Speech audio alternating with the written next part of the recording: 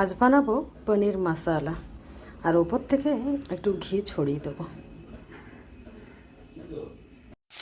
আজ নিরামিষ, পরোটার সাথে পনির, তো সেই 250 গ্রাম পনির, কারণ বেশি করলে আবার নষ্ট করবে, তো আমি বলেছি একদমই কম করবো।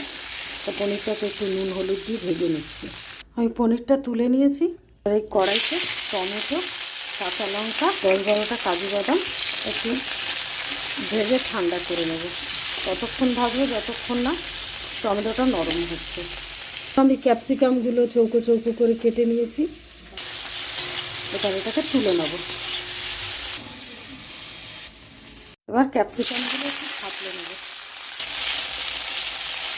এটা বেটে নেব। আদাটা ভুলে গেছিলাম, তো আদাটা দিয়ে দিচ্ছি।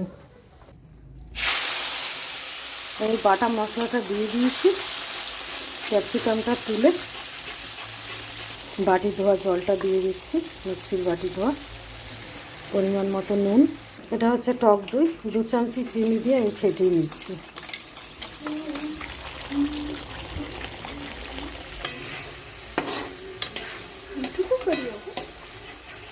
পনিরটা দেবো আর ক্যাপসিকামটা দেবো, দিয়ে নামিয়ে দেবো নুন মিষ্টিটা দেখে।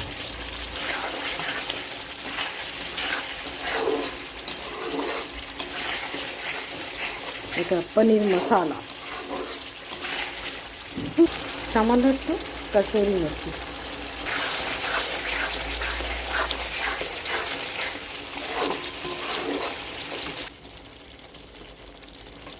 একটু গরম মশলা গুঁড়ো,